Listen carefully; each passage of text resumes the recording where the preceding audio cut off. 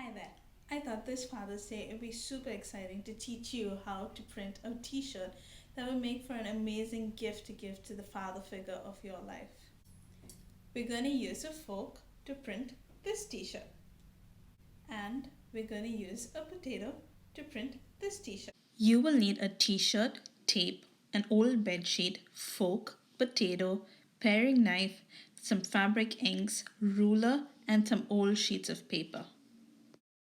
First, you must layer your bedsheet into a couple of layers. Then put a layer of paper in between the t-shirt under the area you would like to print on. The paper will prevent the ink from bleeding onto the backside of the tee. I have decided to print a square pattern on this t-shirt. To test what color ink looks best on the tee, turn the bottom of the tee over and apply a bit of ink on it. I initially thought black would look good, but you can see here that the white stands out better than the black. I am now going to mark off the square using tape. I am trying to keep this as simple as possible to print on with a 13-month-old, so I chose the square. I'm eyeballing this measurement, but feel free to measure out the distance if you would like. You can also print on the full t shirt in maybe a random pattern if you feel that would be easier and best to do with your child. The best is to let your imagination go free and wild with this one. A tip, you can cover the areas you don't want to print on with paper if you don't want to take any chances on any accidents happening. Here I am trying to print with Rachel, but it's her nap time and she refuses to nap. I am using my fingertip to apply ink on the back of the fork. Do apply a thick layer of ink on the back of the fork. This will help you get a better print. If you get ink in between the spokes of the fork, you can remove the excess ink using your finger from the front of the fork. You can also use a roller or brayer to apply the ink as well. I'm just showing options using limited resources. This is a messier option, but it reduces the number of things you will need to buy. I am lightly pressing the fork on the t-shirt in an alternating pattern of vertical and horizontal. You could also test this pattern on paper or a piece of scrap cloth to gain a bit of confidence and understanding before printing on the t-shirt directly. Don't worry if you've misjudged your spacing and the print goes a bit onto the tape. At the end, when you remove the tape, you will have a very crisp border. It's a hand printed tee, which makes every imperfection a unique characteristic of the t shirt. When you print on the t shirt, the ink may not be very bright the very first time. This is totally fine. You can print on top of this print a second time, and this will make the color more vibrant. If you decide to stick with just one layer print, that's totally fine. You can just call it a textured print.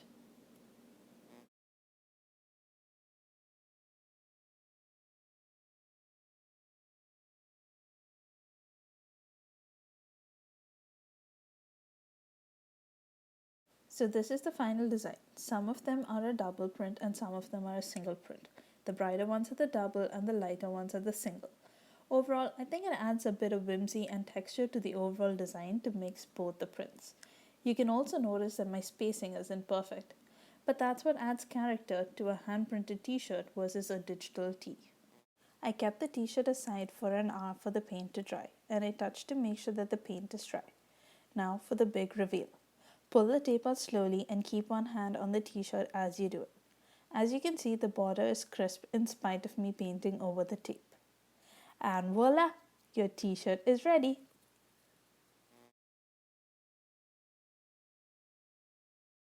For the blocks, I am first drawing the shape I want on paper.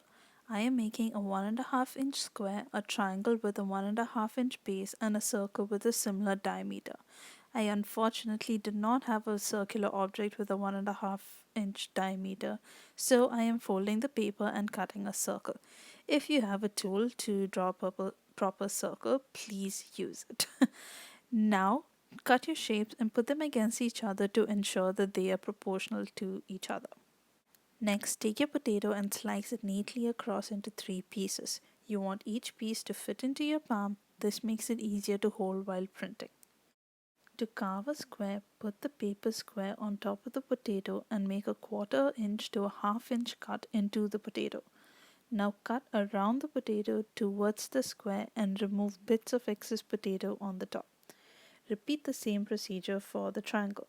Make 1/4 inch to a 1/2 inch deep cuts into the potato and then cut around the potato towards the triangle and remove the excess bits of potato. Making a circle is a bit tricky, but I'm sure you can do it. Place the paper circle on top of the potato piece. Use the pointy tip of the knife to make a marking on the circle. Next, make multiple close cuts into the potato about a 1/4 inch deep. It won't be a precise circular shape, and that's fine. Then cut around the potato from about a 1/4 inch from the top till you reach the circle and remove excess potato bits from the side. Now you can clean up the edges of your circle and make it neater. And there you have it. You have carved a circle, triangle, and a square. Now for the fun part. I have decided to print across the chest. So first place a layer of paper between the t-shirt. This will prevent the ink from bleeding from the front of the tee to the back. Now take a long strip of tape to mark the starting of the printing line. I have taped it right below the neckline of the tee, and I know I'm going to print 3 rows, and hence I'm not taping off the bottom. In this video, I am using a roller or a brayer to apply the ink onto my blocks. I have applied some fabric paint onto my tray, and using a brayer, I am applying it onto my tee. The first print is placed next to the sleeve joint, and from there I am switching between the blocks. I am trying not to put the same shape right next to each other. Although I have placed 2 triangles beside each other, but they are facing opposite directions. When you apply ink on the block, ensure that the entire block is covered with ink. This will create a nice solid print. I am applying a bit of pressure on the block while printing on the t-shirt. When I reach close to the right sleeve joint, I fear that the square block might print onto the sleeve. So I put a piece of paper to catch the ink and prevent it from printing on the sleeve. You could also tape over the sleeve joint at the start to make it more comfortable while you're printing. I cut a bit of the sides of the potato because I could not see the edges of the shape while placing the block. This made it harder to judge the spacing of the blocks properly. Rachel is back from her nap and she's a much happier baby now. What were you doing? A circle?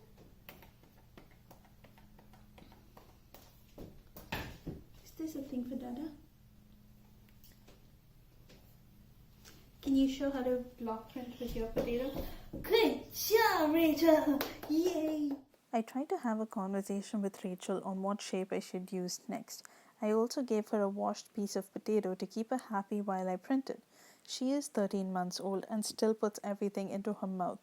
It wasn't quite safe for her to play with inks yet. While printing the second and the third row, I tried to make sure that I didn't repeat the same shape that was directly above the one I was going to print. For example, if there was a square directly on top of what I was going to print, I would choose either a triangle or a circle. While printing, don't forget to have fun and take pictures with your kids and tag me on it at Amucherian. I would love to see it and join in on the fun. Once you're all done with the printing, give a cheer out and do a happy dance. I always do a dance at the end of printing because I'm happy how it turned out so well. You just printed a piece of clothing, so you should definitely do a dance. Here's the final design. Notice the spacing I left between the print and the sleeves. The spacing between the shapes is slightly loopy and not perfect, but I think it looks pretty awesome. Don't worry about the imperfections. They add character and visual appeal to the t-shirt. After the paint dries, I remove the tape and enjoy this wonderful t-shirt.